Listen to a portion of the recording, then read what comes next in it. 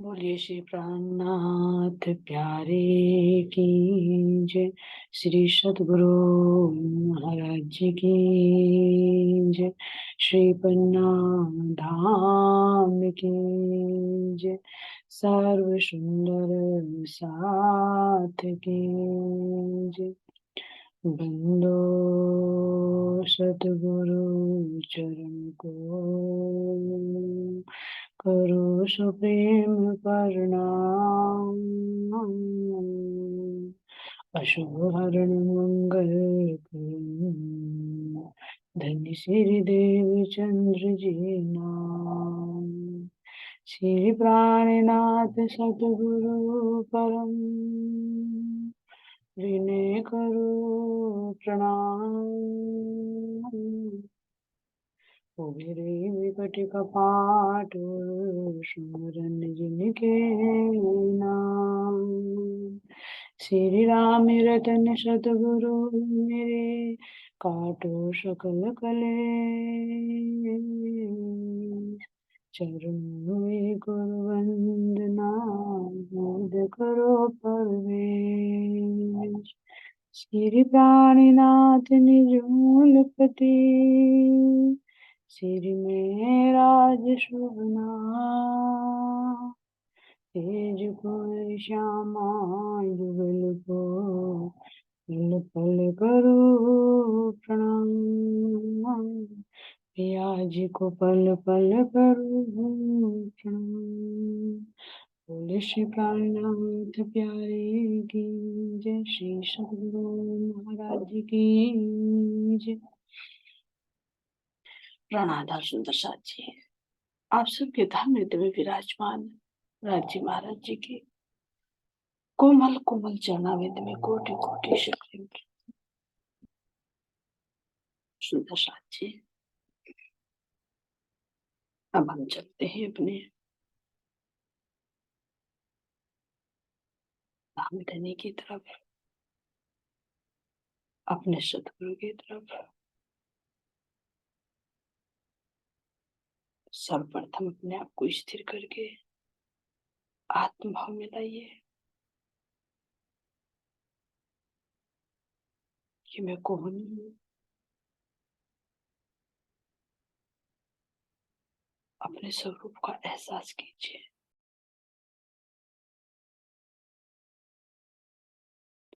शुद्ध बुद्ध चेतन आत्मा हूँ।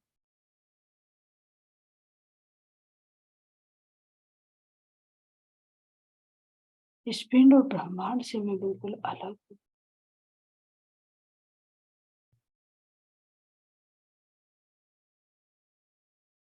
ये जो पिंड बैठा है, इसके अंदर जो धड़कन है, इसके अंदर जो चेतना है, मैं इन सब से अलग हूँ। इस शरीर को भी, इस चेतना को भी मैं देखने वाली मैं आत्मा हूँ।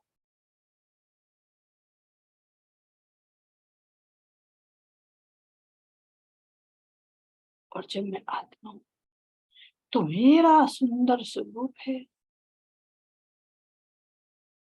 मेरा संबंध मेरे प्राण प्रियतम से है।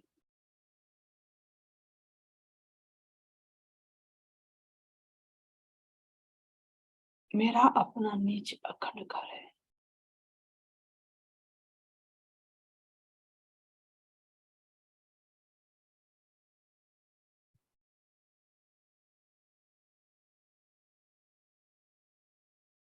अब कैसे एहसास करें? क्योंकि मूल रूप में जब जागृत हो जाता है तो जीव भी दृष्टा बन जाते, जीव आत्मा हो जाती है।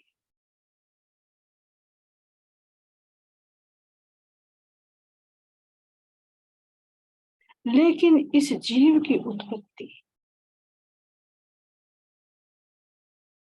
जो नारायण अंग जीव है, मेरे सतगुरु महाराज जी मेरे धाम धनी बता रहे हैं कि ये जो जीव है, इसकी उत्पत्ति मोह से हुई है, अज्ञानता से हुई है। नींद से हुई है। ये नारायण अंग जीव है।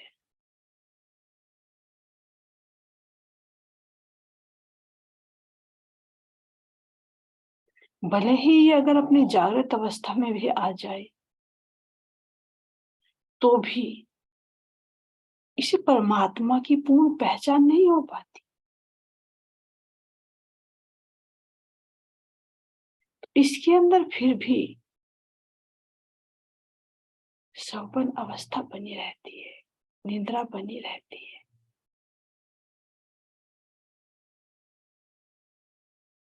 इस तरह से एहसास कर सकते हैं कि ये जो जीव नारायण की शपथ है कैसे।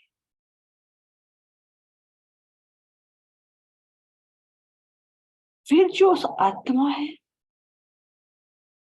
अक्षर से उत्पन्न हुई, उनको मेरे धाम धनी दिखा रही है कि इसके अंदर ज्ञानता नहीं होती, ये ज्ञान की वृत्ति है।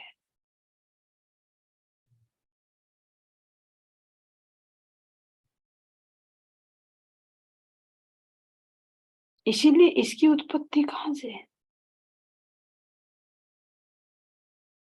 अक्षर से। इसके अंदर प्रेम है, ज्ञान है। ये जागृति अवस्था का है। जीव नारायण की नींद से उत्पन्न होता है, जबकि ईश्वर सृष्टि अक्षर की वृत्ति है।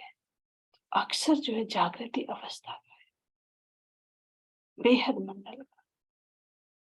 तो इसलिए ये बेहद की वृत्ति बनती है, जो अंदर में एहसास कर सकते हैं कि जो ज्ञान की वृत्ति है।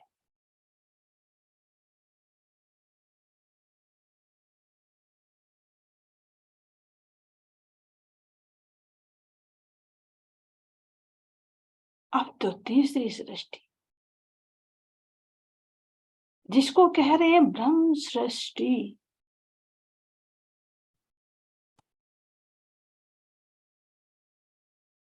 यही ब्रह्म सृष्टि में हो। इसके भी प्राण प्रियतम ने अनेक लक्षण बताए, तीनों के लक्षण बताए, तीनों का उत्पत्ति का स्थान बताया, तीनों का व्यवहार बताया और तीनों के जाने का रास्ता बताया। तीनों का अलग अलग खुलासा आपसे नहीं किया। तो इनमें से मुझे अपनी पहचान करनी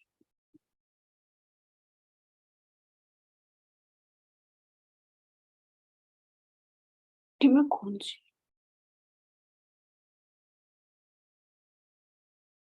और तीनों को प्रैक्टिकल में अंदर में भी अनुभव कर सकते।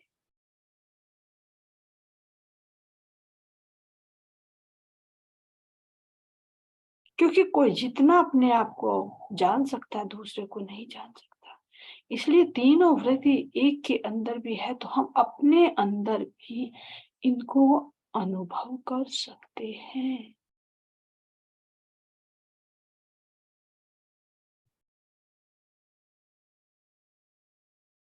तो जो इस शरीर को चला रही चेतना, ये नारायण अंग जीव है, जो मोह से और अज्ञानता से प्रकट हुआ है, जो निंद्रा का स्वरूप है, सौपन में ही बनता है, सौपन की ही क्रिया करता है, सौपन में ही फिर वो लय हो जाता है। इसके ऊपर जागृति आत्मा अक्षर की वृत्ति, जिसका स्थान बेहद मंडल है, जिसकी उत्पत्ति ज्ञान से होती है, जिसकी सृष्टि ज्ञान से होती है,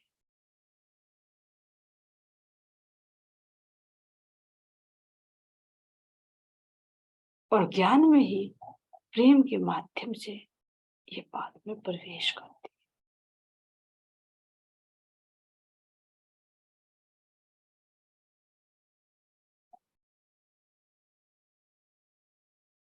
इन दोनों के ऊपर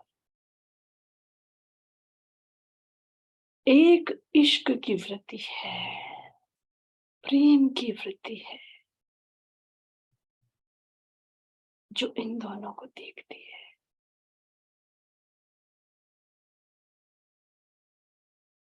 जो मेरे धाम धनी, मेरे प्राण प्रियतम के ही हुक्म से सृष्टि में आई है, सृष्टि हुई है उसकी। यही तो मैं हूं, बनी है। हुक्म कहे या इच्छा कहे, जिसके हृदय का तार धाम धनी के हृदय से जुड़ा होता है, जिस प्रकार में चलाते हैं उसी प्रकार ही चलती है। इस वृत्ति के अंदर धाम धनी के हृदय के गूढ़ रहस्य प्रकट होते रहते हैं।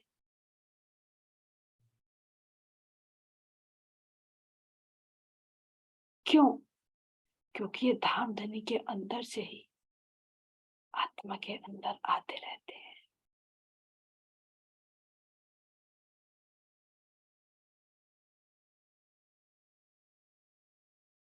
नई नई चरनी चढ़े, नए नए करे विचार।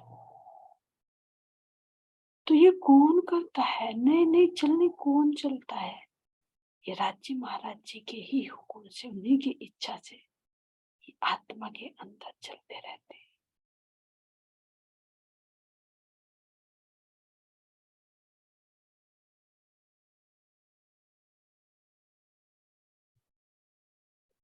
बहुत पहचान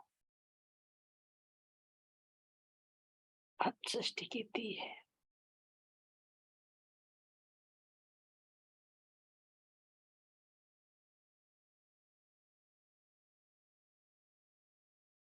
पारवतन जो सौभाग्य,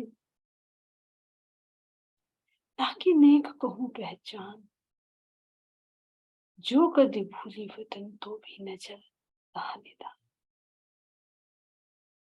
ये ब्रह्म सृष्टि की पहचान है। भले ही वो इस जगत नाटक को देखने में अपने आप को भूल जाए, जीव को बहुत तल्लीनता से देखकर इसी से एक रूप हो जाए, या वो ज्ञान की वृत्ति में भी लीन हो जाए, लेकिन फिर भी उसके अंदर अपना वो इश्क, अपना वो प्रेम निहित रहता है। उसकी वो ही प्रेम भरी दृष्टि ज्ञान से भी अलग हटकर अपने प्रथम प्रियतम को पाने की एक तड़फ होती है। उसके अंदर एक इश्क की ज्वाला धधकती रहती है।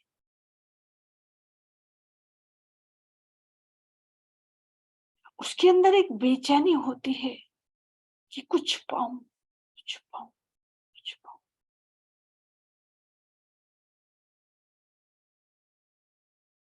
लेकिन जब उसे पा जाते हैं, अपने धाम धनी मिल जाते हैं, तो फिर इसकी स्थिति ब्रह्म समाना हो जाती है।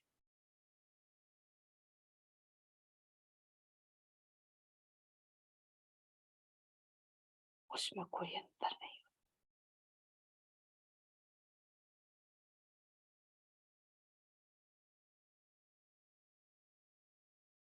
उसका हृदय परम धाम बन जाता है। उस हृदय में परम धाम की एक एक गूंज बातें प्रकट होती रहती है।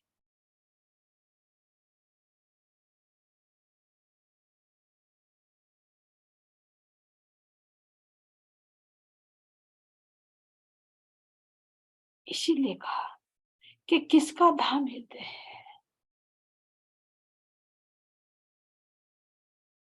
ब्रह्म सृष्टि का ही धाम, हृदय धाम ब्रह्म धाम बन जाता है।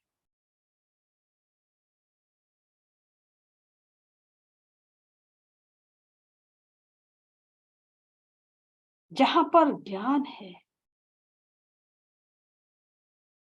और इश्क है, वहां पर ये लीला संपन्न होती है। ब्रह्म सृष्टि की लीला चलती है। इसको अनुभव करना है।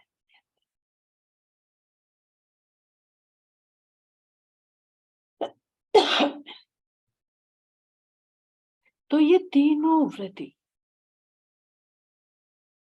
हमेशा एक सी नहीं रहती।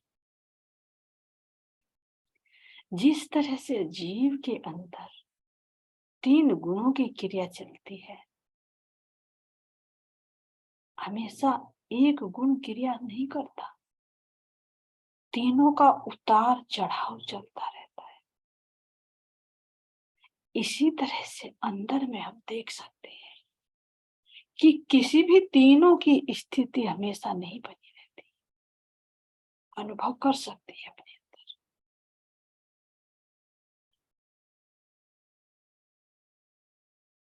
कि कब मेरी वृत्ति, क्योंकि मैं आत्मा हूं ना, मैं देख रही हूं, दृष्टा हूं, तीनों को देख रही हूं। देख सकते हैं कि कब जीव क्रिया करता है, ये बाह्य मुखी हो जाता है। इसके अंदर लोभ, मोह, काम, क्रोध, ये तीन गुणों के वशीभूत होकर जब क्रिया होती है तो समझ लेना ये मेरा जीव क्रियाशील है और मैं बिल्कुल शांत होकर इसको देख रही हूँ।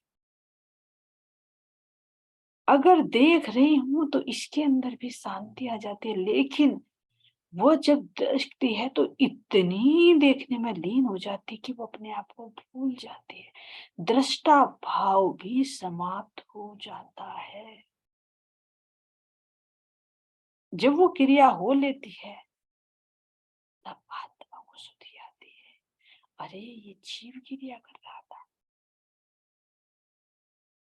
थोड़ी थोड़ी भनक तो होती है उस समय भी आत्मा को, लेकिन उसका बस नहीं चल पाता।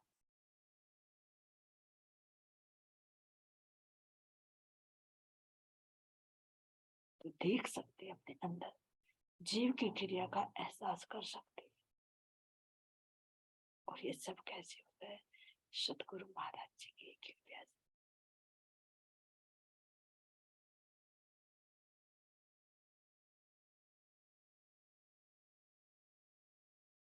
अब जब इससे दृष्टि हटती है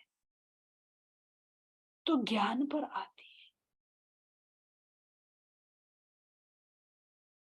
तो ज्ञान पर जब आती है तो वो उस पर मंथन करती है, अरे ऐसी सिचुएशन क्यों बनी, इसका मूल कारण क्या है।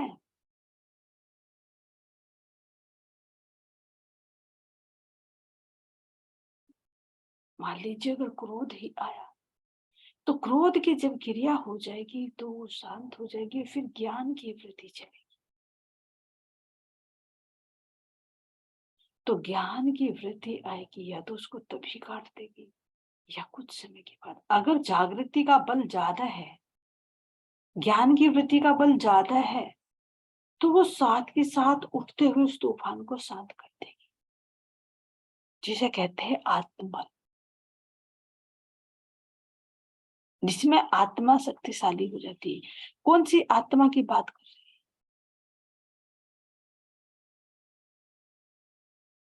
अभी किसकी बात चल रही है? ना तो जीव आत्मा की, ये चल रही है ईश्वर सृष्टि की।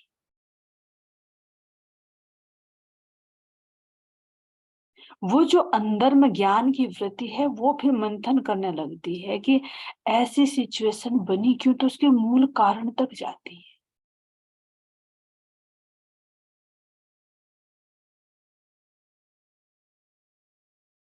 उसके मूल कारण तक जाएगी, अरे देखो ये जीव कैसे यहाँ की मैं से जुड़ गया, कैसे इंद्रिया कंट्रोल से बाहर हो गई, कैसे बुद्धि ने काम करना बंद कर दिया, मन क्रियाशील हो गया और चेतना कैसे इसमें डूब गई। फिर बाहर ब्रह्मांड में दृष्टि डालती है तो पूरे ब्रह्मांड में यही तो नजर आता है, अरे यही तो खेल चल रहा है। अरे इसी के कारण तो जीव, मोह और मेरे के कारण ही तो जीव बार बार डूबता है। तो उस गलती का जो सार तत्व निकल कर आता है, वो ज्ञान की वृद्धि लेकर आती है।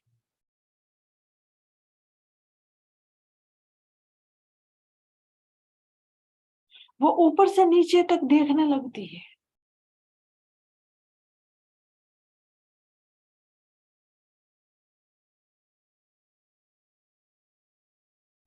तो ये ज्ञान की वृद्धि शुरू हो जाती है, अंदर में एहसास कर सकते हैं।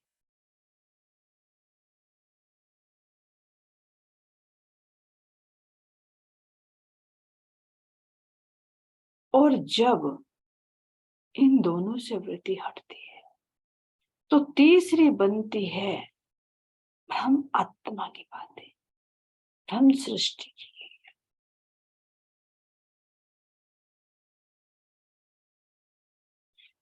तो जो ईश्वर सृष्टि के अंदर ज्ञान का प्रकाश आया, इस अज्ञानता के प्रति जागरूक हुई, इस संसार की मिथ्याता को उसने समझा, यहाँ के काम क्रोध के लीला को उसने समझा, तो वो ज्ञान के माध्यम से इससे अलग हटकर परम धाम पर भी दृष्टि डालती है। लेकिन कैसे? ज्ञान की वृद्धि से केवल।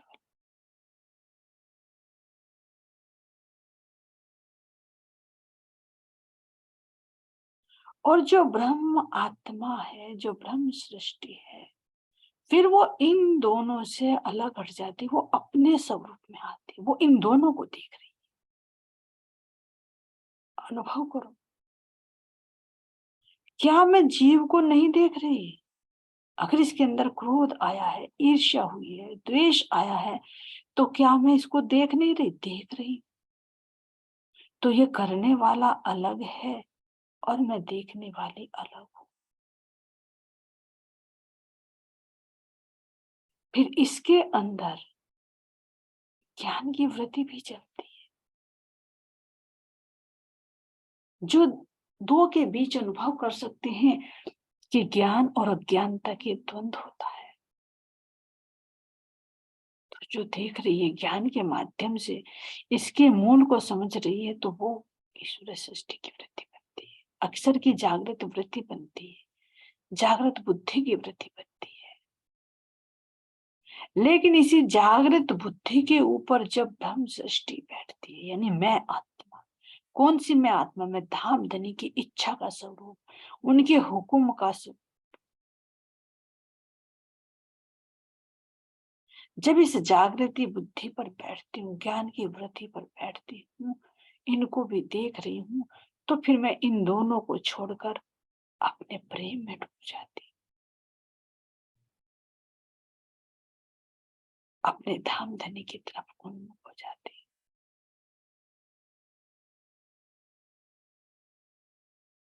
उसके ज्ञान के माध्यम से उसके अंदर वो इश्क प्रकट होता है, वो प्रेम प्रकट होता है, वो तड़प प्रकट होती है कि मैं अपने धाम चली जाऊं।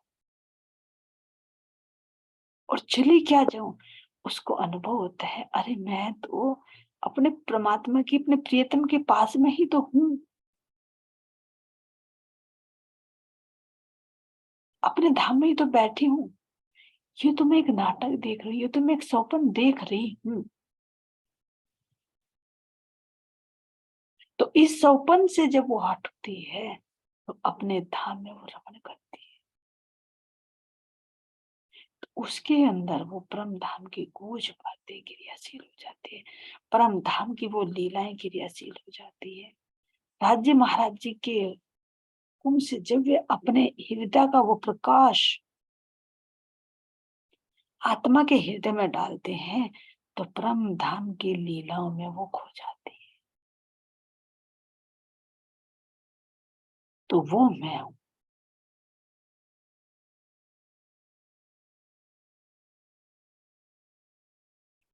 क्रिया इनकी हमेशा नहीं चलती। जीव की क्रिया 90% है, ईश्वर सृष्टि की 5% चलती है।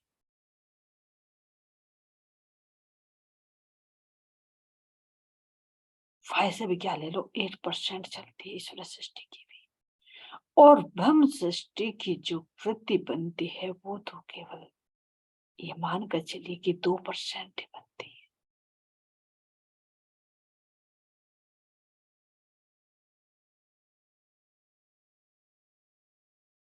तीनों की क्रिया में इतना, वो आत्मा की वृत्ति बनेगी लेकिन क्षणिक बनेगी, ज्यादा देर नहीं। लेकिन उस क्षणिक में भी इतना बल है कि वो अखंड हो जाती है।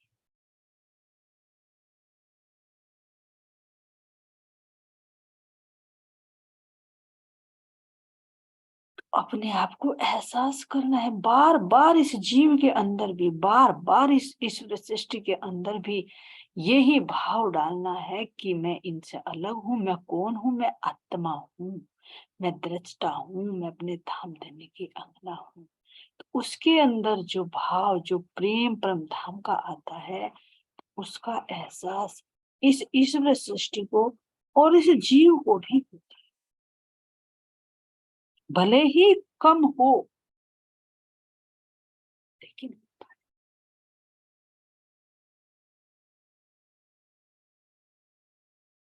अब ये क्यों होता है?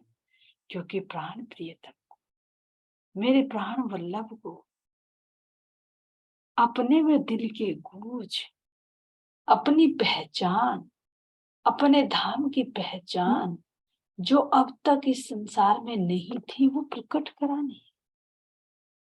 जो अक्षर ब्रह्म ने अंदर की वृत्ति देखने का अनुभव किया था, उसको जगाकर उसका अनुभव कराना।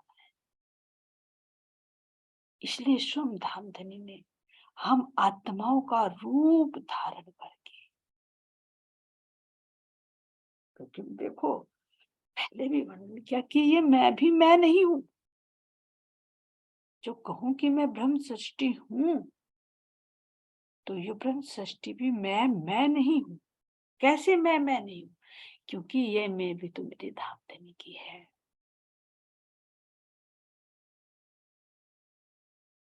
वो मैं ब्रह्म सृष्टि, मैं ब्रह्मात्मा, तो मैं भी मैं नहीं, ये मैं भी मेरे धाम धनी की ही मैं। क्यों? क्योंकि उनकी ही इच्छा से मेरा ये स्वरूप बना है।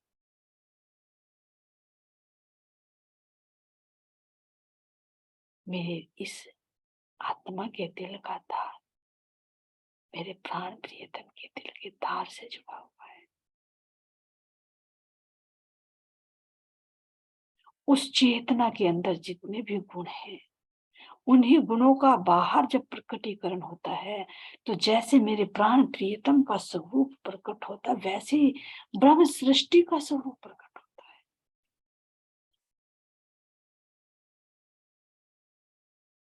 उसी चेतना का जब विस्तार होता है, आत्मा के नेत्र बनते हैं, और उन नेत्रों के अंदर भी प्रकाश जब दान धनी डालते हैं, तो तभी वो देख पाती है।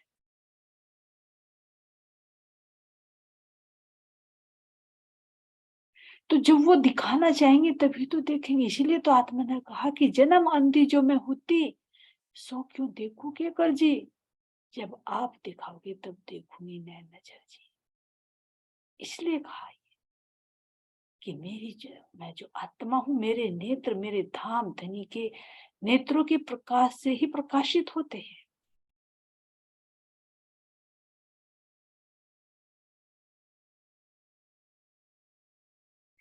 मेरी आत्मा के जो श्रवण अंग हैं, जब मेरे धाम धनी की इच्छा होती है तो ये कान सुनते हैं।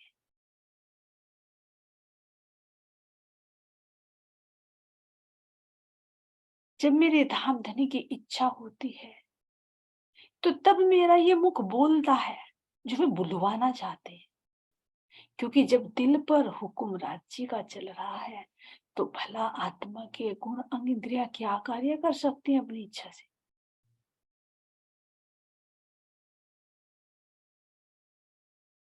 ये तो सब राज्य महाराज जी की इच्छा पर ही निर्भर है।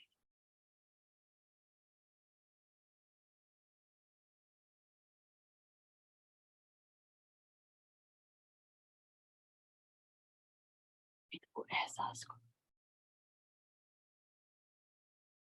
जब मैं ना देख सकती अपनी मर्जी से, ना मैं बोल सकती, ना मैं कुछ सुन सकती, ना मैं कुछ कर सकती, ना मैं देख सकती, ना मैं चल सकती, तो जब राज्य की इच्छा होती है तभी मेरे गुण अंग इंद्रिय क्रिया करते हैं। तो फिर ये देखिए कि किसकी मैं है।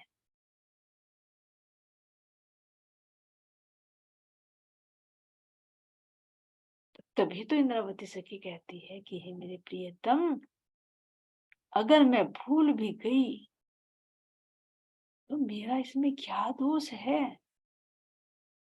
मैं तो सोई हुई हूं, जागृत आप हो। आपका फर्ज बनता है मुझे जगाना। अब ये देखिए, एहसास कीजिए यहाँ पर कि जब मैं आत्मा हूं और मेरे सारे गुण अंग इंद्रिया धाम धनी के बस में हैं, हम तो हाथ हुकुम के और हक के हाथ हुकुम, इत हमारा प्याजी क्या चले, जो जानो तो करो खसम। यहाँ पर आकर ये इंद्रावती जी का भाव है कि हम तो बांधे हुकुम के बांधे है ना, एहसास को।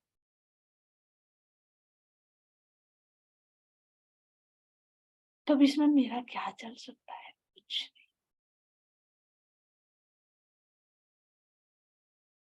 और ये भी तो पहचान करा रहे हैं ना धाम धनी, जो हमारे स्वरूप की पहचान करनी थी, जो परमधाम में इश्क रब्द खड़ा हुआ, उसकी पहचान करानी है। जो मेरे प्रियतम हमें जुदा भी नहीं कर रहे, खेल भी दिखा रहे हैं, ये युक्ति है। तो ये तो हमें इस खेल को दिखाने के लिए, अक्षर की पहचान कराने के लिए, हमारे अखंड परम धाम के सुखों का लज्जत देने के लिए मेरे प्राण प्रियतम ने ये हमारा ही नाम, हमारा ही रूप, हमारी ही शोभा, हमारा ही श्रृंगार लेकर ये ब्रह्म षष्ठी रूपी पुतले खड़े कर दिए। यहाँ की दृष्टि से पुतले नहीं है, यहाँ की दृष्टि चेतन है, परमधाम की दृष्टि से चेतन पुतले है। क्योंकि मेरा मूल तन तो मेरी परात्म है, और इन सब का कनेक्शन किससे जुड़ा, मेरे धामधनी के हृदय से। तो कठपुतली क्यों हुई, क्योंकि जिधर को वो चलाना चाहते हैं उधर को चलती है, जो दिखाना चाहते हैं वो देखती है, जो बुलवाना चाहते हैं वो बोलती है।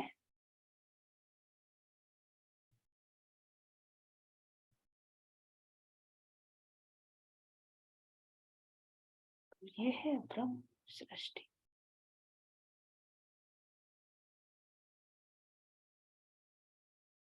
लेकिन इसके अंदर और क्या अंतर है, जो जीव के अंदर और ईश्वरी के अंदर नहीं है, वो ये है कि इस सृष्टि के अंदर मेरे धाम धनी के दिल की गूंज रहस्य प्रकट होते रहते हैं। उनके दिल का प्रेम रूपी रस टपकता रहता है, उनकी लीलाओं का रस प्रकट होता रहता है। जिसके रस का अनुभव ये ईश्वर सृष्टि ज्ञान के माध्यम से करती है, और ये जीव सृष्टि संकेत के माध्यम से समझती है।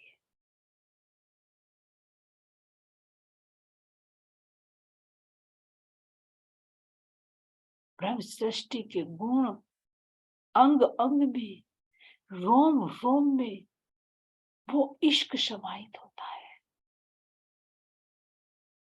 ईश्वर सृष्टि के रोम रोम में, क्योंकि नूरीतन है उसका भी, ज्ञान समाहित होता है।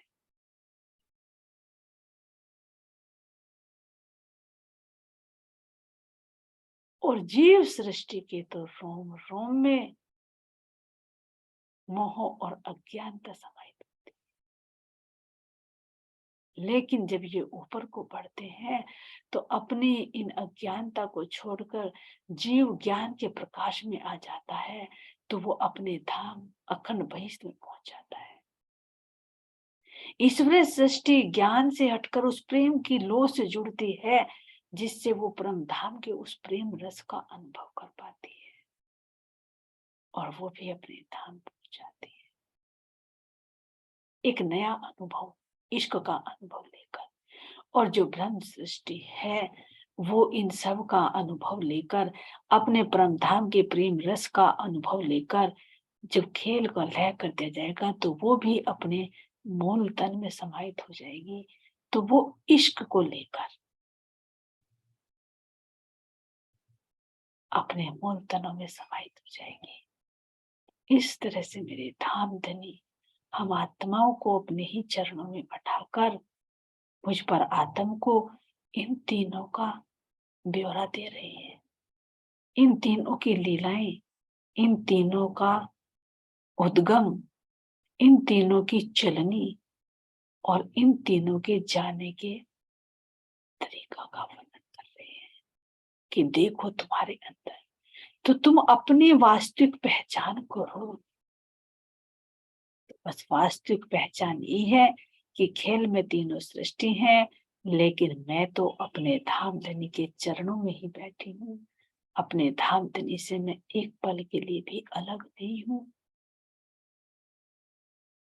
अपने प्राण प्रियतम के चरणों में बैठी हुई उनके सुंदर स्वरूप को निहार रही हूँ। उनके नेत्रों में नेत्र डालकर मैं इन सब का सुख प्राप्त कर रही हूँ। मैं अपने धाम धनी से ना कभी अलग हुई, ना हूं और ना कभी हो सकती। ये मेरा अखंड, मेरा अटूट संबंध मेरे प्राण प्रियतम से है। ऐसे मेरे धाम धनी, मेरी श्यामा जी, मेरे प्राण प्रिया जी मुझे अपने ही चरणों में बैठाकर अनंत सुख प्रदान कर रही है। ऐसे धाम धनी पर मैं अंगना बारे बारे बलिहारी, बारे बारे बलिहारी जाती। कोमल कोमल चरणाविंद में कोटान कोट प्रेम प्रणाम, कोटान कोट